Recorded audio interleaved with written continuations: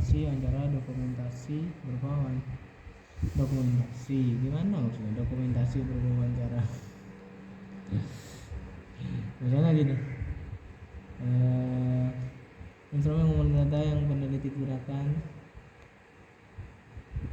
Instrumen penelitian, kalau peneliti itu sendiri itu kan ya harus dijadikan ya. Ya. Instrumen penelitian, instrumen atau penelitian. Dalam penelitian yang menjadi instrumen dalam penelitian, bisa instrumen penelitian adalah peneliti itu sendiri. Jadi antum sebagai instrumennya, gitu ya. Terus karena antum ini instrumen utama dalam mengumpulkan data, ini namanya teknik mengumpulkan data pakai metode observasi, wawancara, dan titik ya.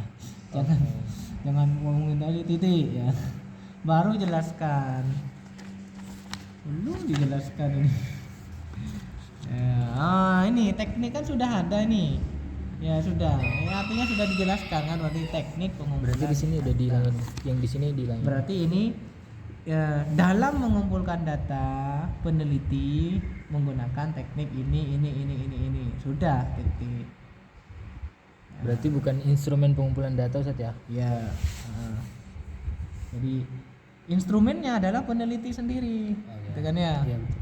Peneliti menggunakan bantuan, yaitu menggunakan teknik pengumpulan data. Dijelaskan di bagian ini. Bagus ini. Jadi bisa saja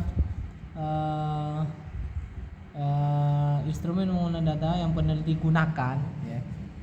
Jadi di sini teknik ya, teknik pengumpulan data yang peneliti gunakan dalam penelitian ini, gitu ya, yaitu observasi, wawancara, dan dokumentasi. Dan titik, karena memang 3 ya, tentunya 3 ya, 3 wawancara.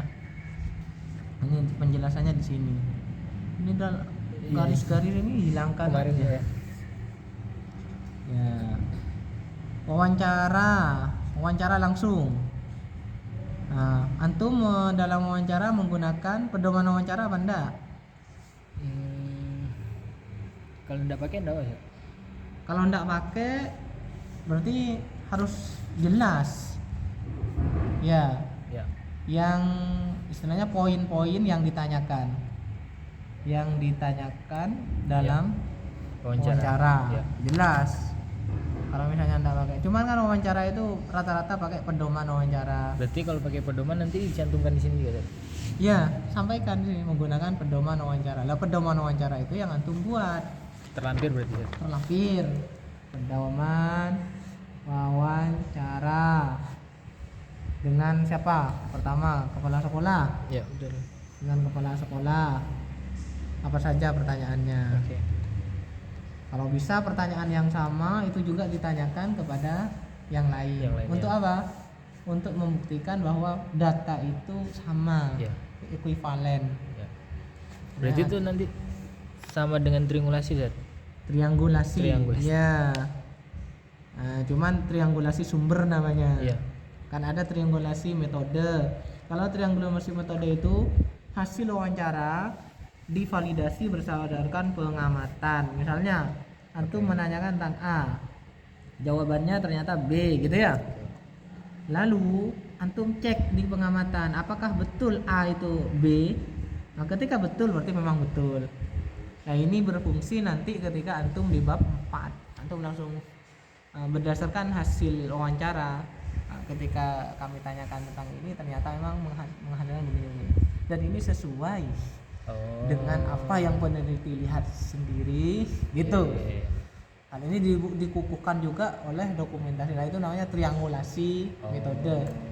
Kalau ini triangulasi sumber, pertanyaan yang sama ditanyakan kepala sekolah bilang A. Apakah gurunya juga bilang A? Murid juga bilang A. Orang tua bilang A. Kalau A semua berarti memang iya valid itu. Enggak bisa dibantah. Berarti ini maksudnya di terlampir nih. Ya, itu pedoman wawancara antum buat tapi antum sampaikan di sini. Ya. Sehingga misalkan di sini dengan kepala sekolah dengan guru tahfidz, dengan siswa.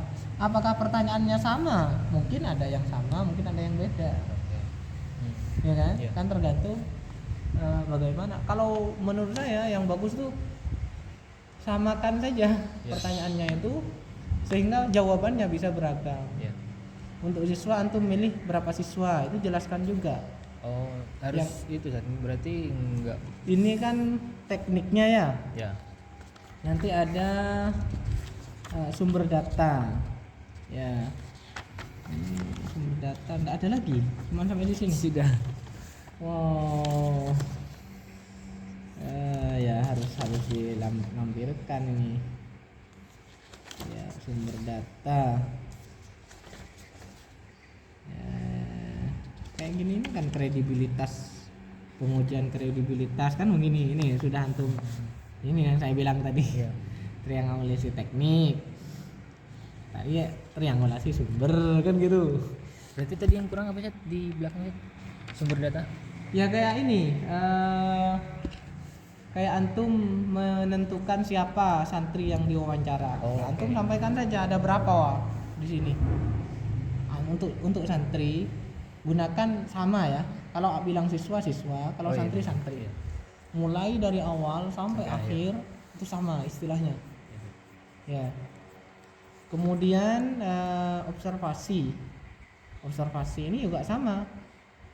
Antum observasi langsung ya. Tapi kan harus diperjelas apa saja yang diobservasi. Ya. Kalau bisa yang tadi yang ditanyakan itulah yang diobservasi. Sehingga tidak pusing meneliti. Sehingga ini pengujian kredibilitas data yang dilakukan dengan triangulasi ini. Ya, ini kan ada triangulasi teknik, ada triangulasi sumber kan ya. Cuman ini kok koma gitu. Coba titik gitu baru teraskan. Lalu teknik dilakukan dengan teknik yang berbeda. Namanya dengan sumber enggak usah koma-koma ya, koma dari mana ya? Ya gitu ya. Nah, terus antum akan di seberapa kuat antum menanyakan membuat pedoman ini sangat ditentukan oleh penguasaan antum terhadap landasan teori. Di bab berapa? Bab 2.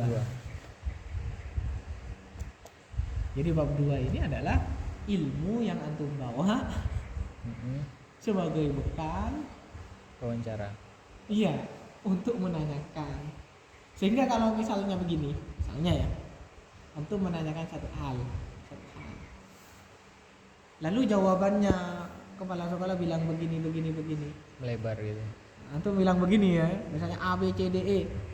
Sementara yang antum lihat di kajian pustaka untuk pertanyaan A itu hanya A dan B, berarti kan ada pengembangan. Ya. Nah, antum sampaikan ketika penyajian data di situ. Jadi teori yang antum Bawa. yang antum bawa itu dijadikan sebagai bahan untuk menganalisa. Nah, uji analisanya melalui teori yang antum. Kan antum mau bertanya tentang bagaimana pola pendidikan pembinaan apa pendidikan nih? Nah, bawa juz satunya ya, bab satunya ya. Di laptop. Hah? Di laptop ya. Pola pendidikan karakter Qur'ani. Ya. Ya. Kalau pola pendidikan antum jelaskan dulu ya. B ya. Jadi pola pendidikan. Setelah itu B. Nah, pola pendidikan ini kan berarti penyelenggaraan gitu ya. Iya. Iya. Iya kan? Iya. Terus termasuk SDM, pendidikan, tenaga guru gitu kan? Kan bicara pola pola ini kan pola bentuk apa gimana ini? Atau lebih ke kurikulum sih ya. Hah? Kurikulum kayaknya. Enggak ya? Enggak lah, kita enggak bicara kurikulumnya kan karakter Qur'aninya ini. Oh. Nah, B antum bicara karakter Qur'ani. Qur'ani. Apa itu karakter Qur'ani? Udah di belakang kayaknya Ustaz. Hah? Udah di Oh, karakter Qur'ani. Apa tujuan pendidikan karakter Qur'ani? Kemudian karakter Qur'ani, ya tentu dong kalau namanya karakter Qur'ani dalam perspektif Al-Qur'an kan gitu. berarti ini gimana Ustaz digantinya? Sekarang begini saja, apa itu karakter Qur'ani? Pahami dulu ini. Berdasarkan tokoh, berdasarkan teori. Ya. Bahwa karakter merupakan tingkah laku dengan sifat. Kalau karakter Islam. Oke. Sebab sama-sama ulumi dari Al-Qur'an. Islam berarti karakternya agama dong. Apa itu yang antum maksud? Nah, ini sangat ditentukan oleh bab satunya. Yang jadi begini, ini saling berkait ini ya. Antum dalam membangun teori di bab 2 sangat ditentukan oleh bagaimana antum mendefinisikan karakter Al-Qur'an yang ada di bab 1. Bab 1 berarti yang definisi operasional. Sehingga dari situlah kemudian dibuat teori. Dicari teorinya. Apa sih yang saya maksud karakter Qur'ani dalam hal ini? Apa yang saya maksud pola pendidikan dalam hal ini?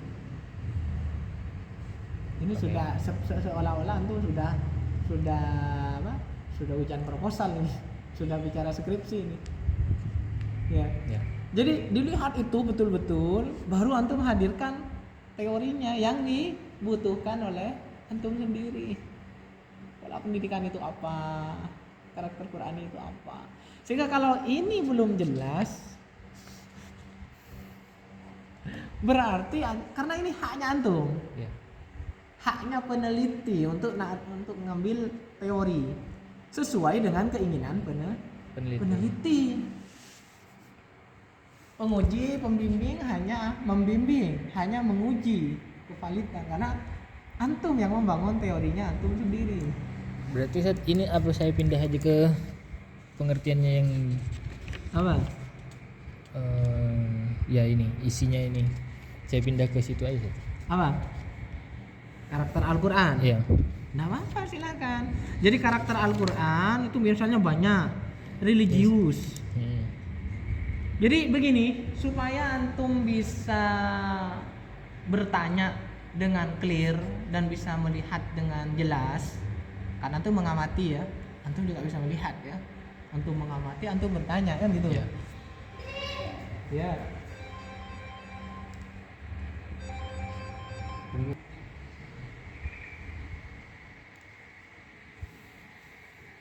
Jadi gitu ya. Jadi antum mau bilang religius misalnya ya. Iya. Orang dikatakan religius itu menurut antum gimana? Ya kuat imannya gitu Ustaz. Antum bilang kuat imannya berdasarkan teori yang di sini apa enggak? Kan gitu. Sekarang kita kembali. Antum bilang kuat imannya kan ya? Religius yang di dalamnya terdapat iman, Islam, ihsan dan takwa. Di antara yang ayat berkaitan adalah mengenai fitrah beragama. Apa maksudnya? Sudah tergambar bahwa ini adalah ya, orang religius itu fitrah beragama gitu ya. Kemudian dia agamanya Islam gitu. Dia beragama. Berarti kan cirinya religius tentu beragama. Lalu Islam, lalu apa lagi? Bertakwa. Kan ini masih panjang. Antum bilang bertakwa apa ukurannya? Clear antum maksudnya religius. Kan tak clear ini. Berarti antum harus cari apa makna religius, harus membangun teori. Berarti ada subnya itu ada pengertian terus ciri-ciri sama apa lagi Ustaz kira-kira? Jadi maksud saya begini. Kita kan bicara tentang karakter Qur'ani. Iya. Karakter Qur'ani yang berdasarkan tokoh itu kayak apa?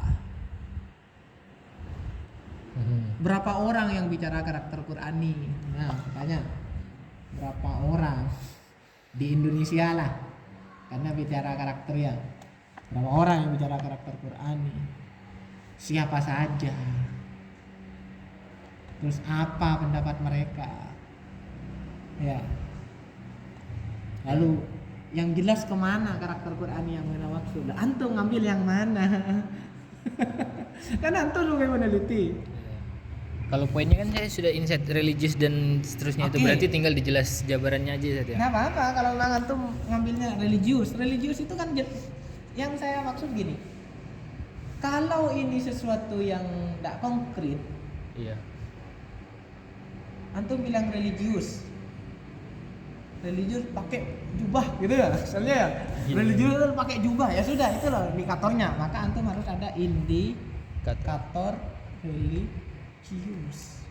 Ini yang kemudian dijadikan daftar dalam pertanyaan wawancara. Sehingga antum membuat pedoman wawancara gampang karena antum sudah menguasai teori. Antum sudah menguasai teori.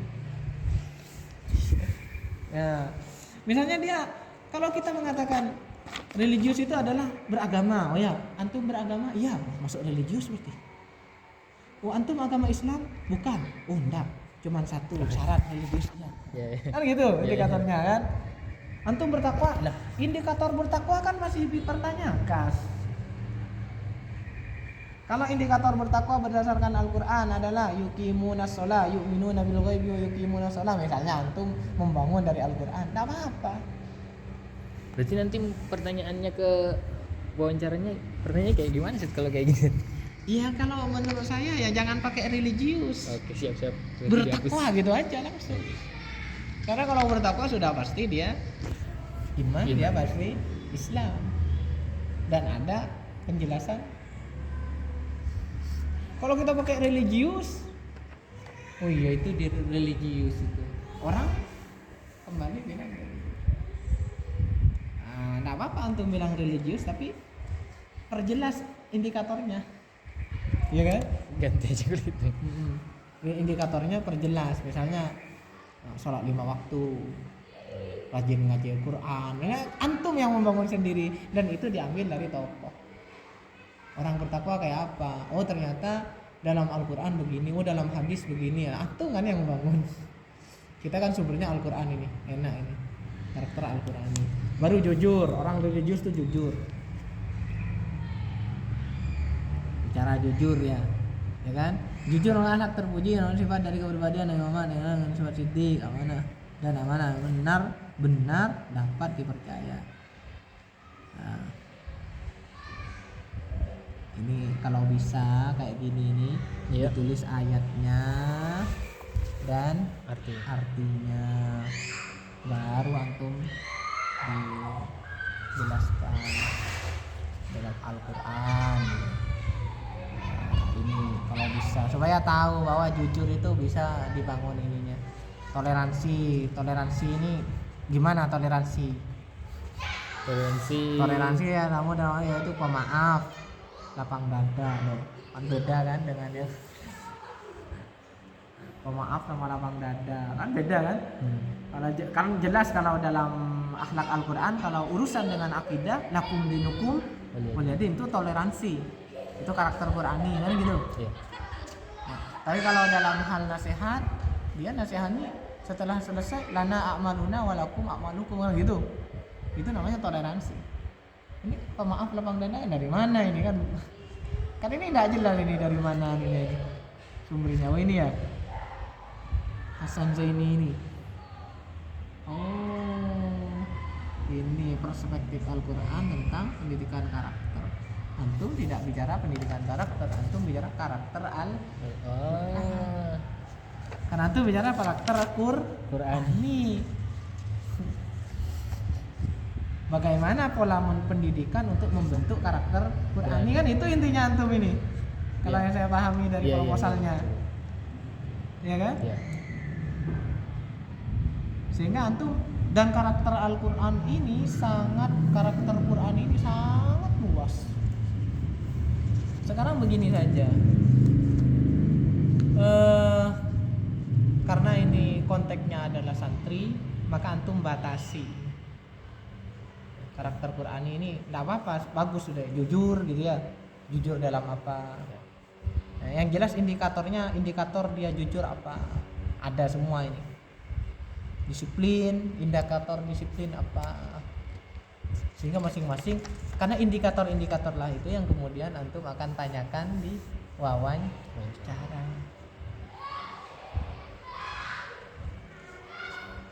Adapun pola pendidikan, saya kira lebih kepada ya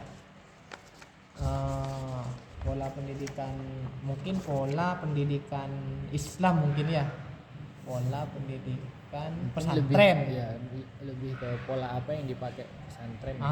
Mending pola pendidikan pesantren gitu aja. Berarti ini polanya kita ambil teori dari luar atau emang ini murni teori. Bab 2 ini semuanya teori. Nggak boleh ada dari wawancara, dari apa, nggak ada. Teori. Baru bab 4 itu murni lapangan. Cuman analisanya antum ngambilkan dari sini. Apakah layak ini disebut pesantren Darul Hijrah ini? Nah, ini kan bagus ini. Antum bahas pola pendidikan pesantren A, B antum bahas karakter Qur'ani. Itu judulnya jadi kayak apa itu, Zat? Pola pendidikan pesantren? Enggak. Karena antum judulnya di pesantren Darul Hijrah. Masih nyambung. Berarti tetap judulnya Tetap judulnya. Berarti pola pendidikan karakter Qur'ani di pesantren Hidayatullah. Ya, antum ketika kenapa kok bilang pesantren pola pendidikan? Karena Darul Hijrah termasuk ini pondok pesantren kan? Ya. Kalau pondok pesantren maka jangan bilang anak, tapi bilang santri. Itu konsistensi itu perlu. Makanya selama antum belum paham gitu karakter Qur'aninya, pola pendidikannya, kayak apa sih membentuk jujur di Darul Hijrah, kayak apa menjunjung religius gitu. Selama itu belum, teorinya belum antum kuasai, selama itu pula antum juga bingung akan membuat instrumen, instrumen pengumpulan data tadi yang digunakan, teknik pengumpulan datanya. Kalau itu sudah clear, baru antum langsung masuk di bab 4.